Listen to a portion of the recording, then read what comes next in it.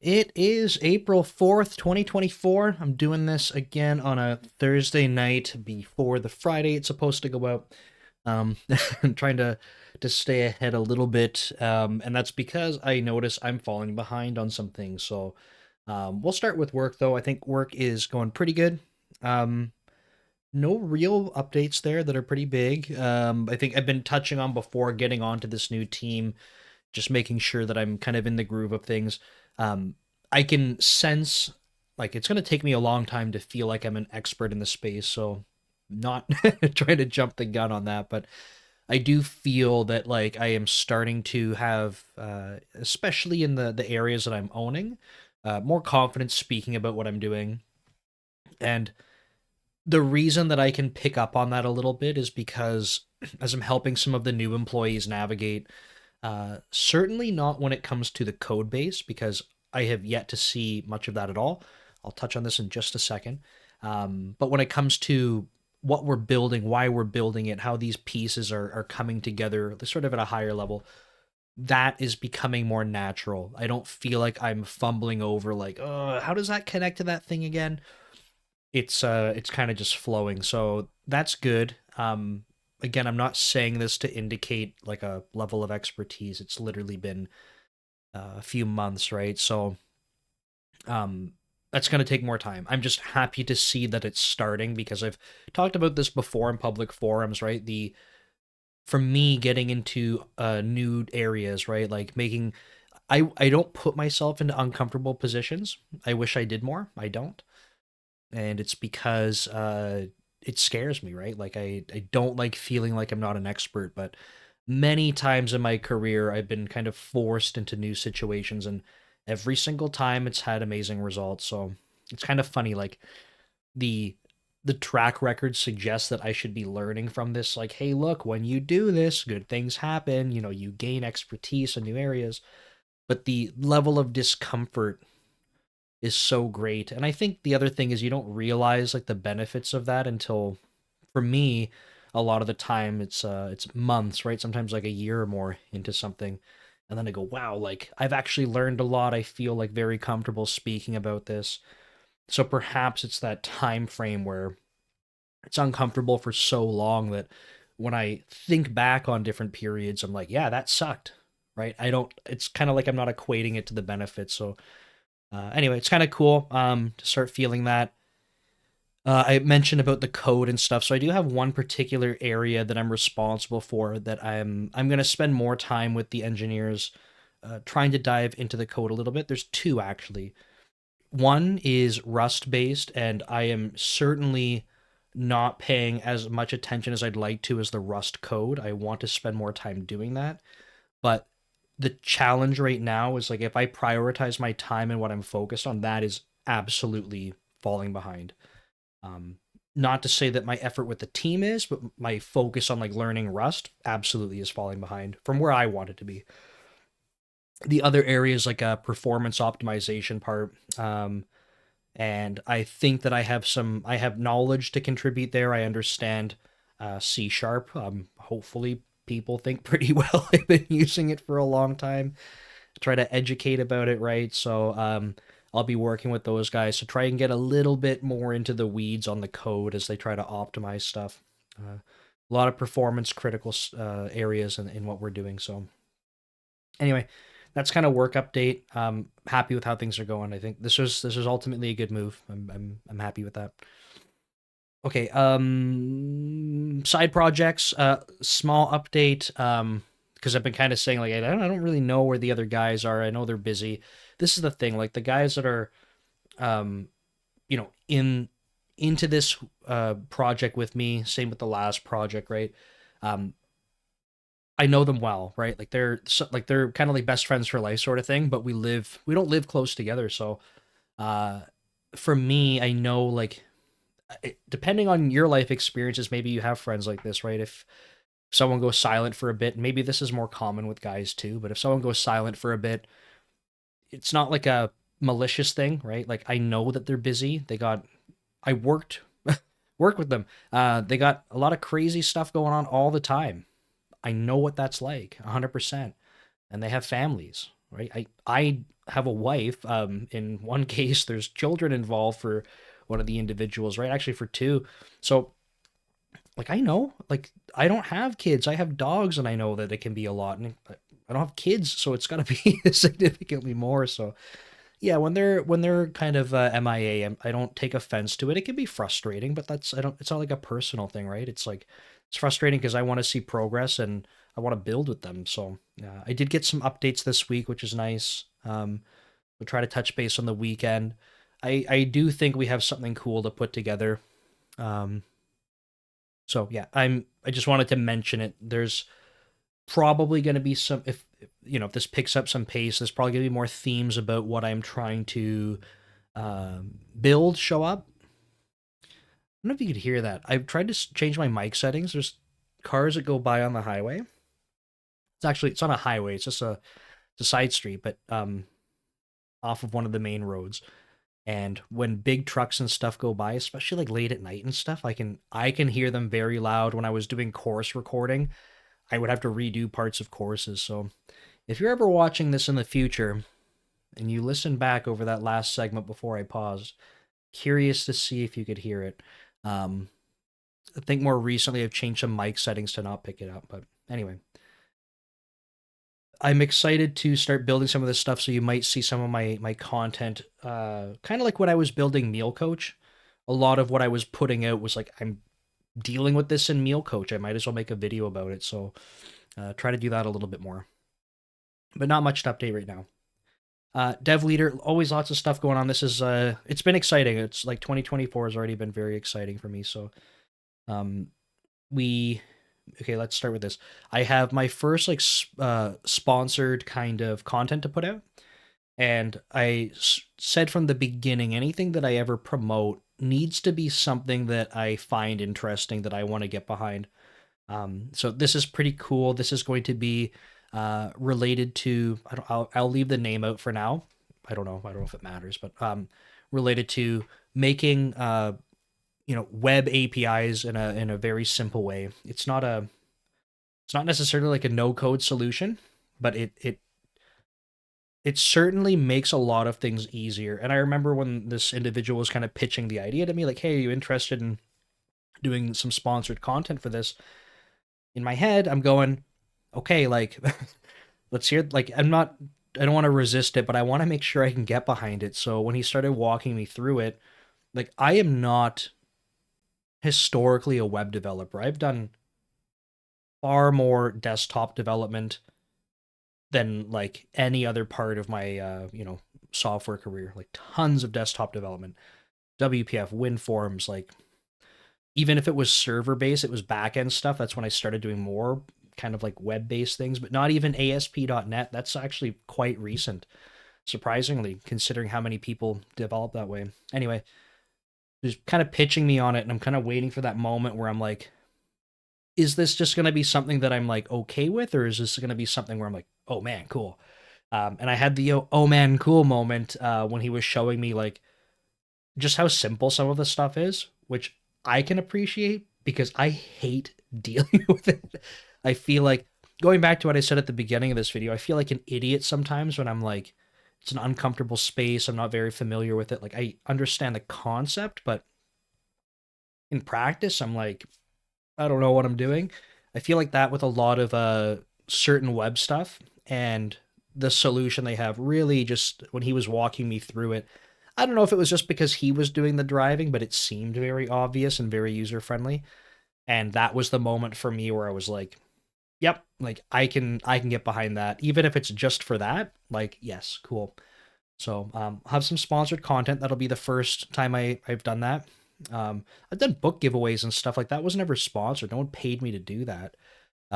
They sent me the book so that I could have it, so that I could be in a position to talk about it and promote it. So, like I never asked for it. I guess I've done like rider license giveaways, but they didn't pay me for that. Like they gave me licenses to give away. So I have to make more content about that. So after this sponsored content, it will be some rider based content. So that's coming up too. Anyway, if this sponsored content goes well, there's some follow ups too for the same group. So some more in-depth content on these topics. So I'm excited for that. I hope it goes well. I hope they're happy with it. Seems like a very interesting product slash service that they offer. So um, relevant for the audience. I think it's helpful. So it's cool. Um, started. This is not new as of last week. No. It's not new as of last week. So software engineering interviews, like doing those live. Sorry, not doing those live. Those are going out. I was thinking about the next part, which is live streams. And so got one out so far, and then just I've started reaching out to other people. I think there's very good feedback on the first one. Very happy that I could chat with Kali Burchara. Great conversation about communication skills and software engineering. But I got a whole bunch of other people that I want to interview. So I've only recently met Callie, so I don't mean to suggest like I didn't want to interview her. That's not the case. I haven't known her for long, right? But when we started talking, this came up. It was like, yeah, this would be a great opportunity. But there are people that I've known for longer where now that I've seen like people are responding positively to this, I'm like, great, like this is something that I want to pursue with them and try to get on the channel. So it would be cool to um, fast forward with Callie in a little bit and touch base again. So, like I said, it's not like I wasn't excited to talk to her. It's just I haven't known her long. Um, so, conversation was great, though. I highly recommend you watch it if you haven't seen it. It's very relevant for software engineering, as much as software engineers don't seem to want to acknowledge communication skills. So, I got some other people I'm reaching out to. There are a couple that relatively big names, I think, and the answer in some cases has was like basically yes, but I'm so busy, and I'm like I totally get it. So it's like yes, but not now. Like how about a couple months from now, kind of thing. Like basically not saying no, but like give me some time and like around this time frame because they got big projects and stuff they're doing too. So that's cool. Like I'm very excited for that. I don't. It sounds like I. This is gonna sound terrible, but I don't mean it this way. But like this format's new, right? So this will give me some time to practice it because I do an engineering management podcast. I've been doing that for a couple years now. It hasn't been totally consistent. So the podcast format, I feel like I got can always improve, but I want to do like a bit of show and tell. Like I want software engineers to come on and if they want to get technical, they can show code and walk through code. So like I want to try that. So when I say like, experiment or like get better practice, I don't mean to say like I'm using people to get the experience, but like truly I need to iterate because I want to try these other formats out. So anyone that's able to come on that I've talked to, like I'm very excited for. So like I said, it's not like you were a stepping stone to get to the other people. It's like these will be cool conversations. So definitely looking forward to that. Um, this is the second week in a row though I found that I am struggling to get blog articles out on time. So last week I was behind the entire week. Not only that, I had a dip in traffic that was like it was like 20% of the traffic that I normally get in the week and I was like I'm behind on blogs and I'm looking at my traffic going like what the hell is happening because like I'm not hit by like search stuff because even past yesterday. Like yesterday had recovered most of the way. Like it's not like I'm delisted or something like that for Google updates, but I'm like, why? Like where's the traffic drop coming from? So it's just a little frustrating. And like I said, I was falling behind. So, I used the weekend to catch up and backdate posts so I could fill the week. But when I'm doing that, I'm like, I'm not getting ahead. And then now this week, I'm in the same boat. I missed 2 days already. I have to, after I record this, I have to record two more videos, edit one for tomorrow, and get a blog post done. I got 3 hours left before I go to bed. So yeah, it's a lot, and I'm feeling it. So I I don't know.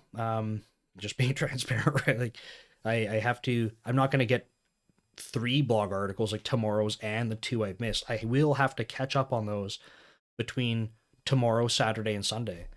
And if I'm already doing that Saturday and Sunday, like I am falling behind for the next week. So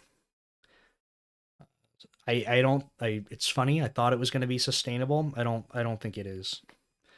But the other thing too is like I'm adding in these software engineering interviews. Like I have 2 interviews scheduled for next week, which means I have 2 weeks worth of content for that type of video.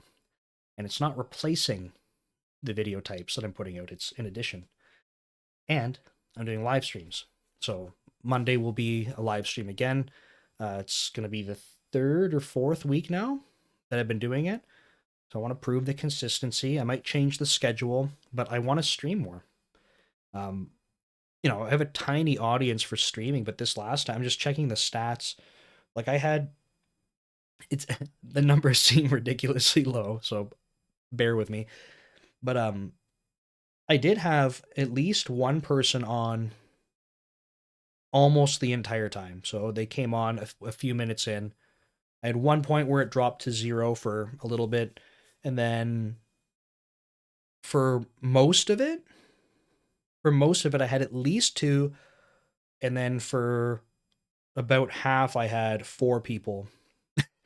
Ooh, no, but the point is like, and this is off of YouTube, so it peaked at six concurrently, and it wasn't like there's spikes, but it happened multiple times up to six concurrently. So I don't know, like I know the number is very small, but to me that's cool. Like people were in the chat asking questions, like that's what I want. I don't care if it's one person. If it's one person asking questions, then it's helpful. So I thought it was cool. I'm hopeful like it continues to grow.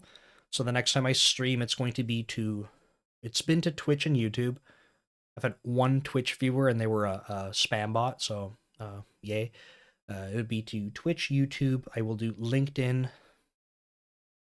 Uh, I'm gonna try TikTok. I'm using Restream, so I get up to 5 that I'm paying. And TikTok will be separate because I will do a vertical video for that. I watched a Scott Hanselman TikTok on how he does it to get a vertical feed. Twitter's another one. I'm nervous though because I think that'll be a vertical feed, and I'm not going to be able to do that with my setup. TikTok I will record separately and stream separately, so um, that's the hack for it. Um, Twitter, I don't know if I have that luxury, so a little nervous about that. But yeah, I can't remember all the platforms I'm doing. LinkedIn for sure. That's where most of my audience is, right? Like I have twice as many people on LinkedIn following me than YouTube, and pretty engaged on LinkedIn, right? So I'm hoping that I can try to bring some of that audience over to YouTube. And I have no following on Twitch, so that'll be cool to build up. So yeah, trying to do more of this streaming stuff. What else is going on? Um, Twitter activity is picking up, which is cool. I used to have like a few thousand Twitter followers, like over however many years, right?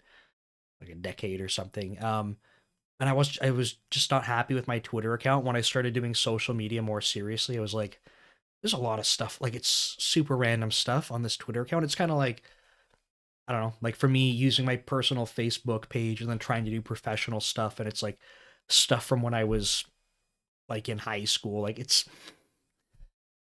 probably said a lot of stupid stuff, like irrelevant stuff. Like it's not the brand that I want to have going forward. So I basically hit the reset button. It's the same thing for Instagram, right? Like I have a before before reels were a thing on Instagram, so before a lot of things could blow up easy, I had like a car account with 10,000, almost 11,000 followers, which is it's not nothing. Like that took years to build up. Posting every day, that kind of stuff. So I'm not going to use that brand for this. So I have to rebuild everything from scratch. But Twitter's picking up, which is cool. I it's been a mystery. Like I'm like trying to engage with stuff. I'm like, why? Literally, I'm posting stuff. Nothing. Like, what the hell am I doing? And been having a little bit more traction, getting conversations going, and like, cool. Like this is awesome. And for two reasons. One, impressions, visibility, right? That kind of thing is someone creating content. This is ultimately a goal to have more eyes on the content that I'm trying to publish. It's not like about hiding that. That's the reality of it. But the second part, and this is super cool and selfishly awesome, that I can ask questions and get people to basically tell me all about like what they think is best. And what happens is that you get people with different perspectives. That means they're going to be debating and then trying to share more and more of their experiences, which is super cool because I'm reading comments and you'll have people saying like this thing is absolutely the best, here's why. Someone else saying here this other thing's absolutely the best, here's why. And even if they're not debating with each other, I get to see immediately two different perspectives. I personally try to be like engineering mindset as unbiased as possible, so as pragmatic as I can be. Try to look at what there's like why this is the best. Like obviously I know there's no best in every single case for anything, but someone might be saying like, oh, like I'm a web developer doing these kind of web apps in this domain, so like I use this and it's the best. Someone will say some other domain or some other tech stack they're using, this is the best, right?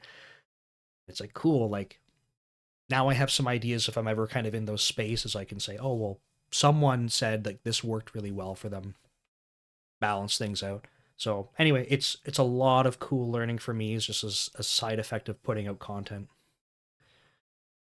Okay, I think that's it. I gotta I gotta wrap this up because I gotta start recording.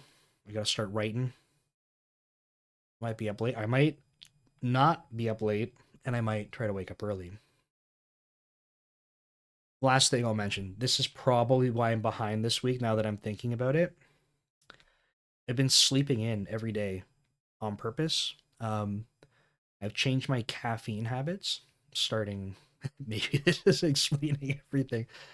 Towards the end of last week and this week, I have a caffeine problem, like 100%, no denying. And it's funny because I would tell people like, "Oh, I have a lot of caffeine," and then I would over time hear people saying like, "Oh, I have a lot of caffeine," and they would say how much they have, and I'm like, "What? Like, I have more than you have in a day upon waking." Literally, I will. What I had been doing was I would set two alarms. First alarm would go off, and I would take 200 milligrams of caffeine. For reference, a Red Bull is 80 milligrams of caffeine, a little Red Bull, 80 milligrams. Depending where you are in the world, a Monster energy drink is 143 milligrams. In Canada, they are of caffeine. So that aside, a Monster, I think most, or sorry, a Red Bull. I think most people know Red Bulls. I'd be having over 3 Red Bulls when my first alarm goes off, the equivalent to, but in caffeine powder.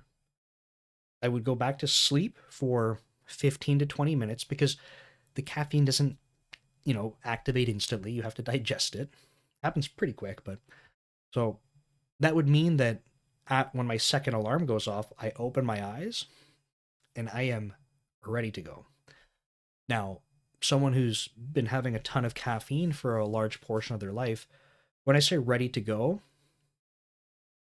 I don't mean like I'm flying off the walls. I mean like I can function. I can function. That's not a good sign already. 200 milligrams of caffeine is not a small amount. And I have sleep problems, as in not that I cannot fall asleep. It's the opposite. I have narcolepsy, and I'm pretty confident it's like self-inflicted from caffeine. And I keep trying to. Actually, I made a lot of progress towards the end of last year, and I think when I was trying to do my bodybuilding show, the prep for it, um, that's like crazy taxing on the body. So I basically kind of threw out all my progress with caffeine. It was just like take caffeine whenever you need it. Whenever you're feeling a little off caffeine, right? You get a bit of a dopamine hit with it. It's gonna help. That reset all my progress. I was back to taking caffeine like upon opening my eyes, right? Going back to sleep. So this past week and a bit, I have said no caffeine upon waking. No caffeine for roughly the first 60 to 90 minutes.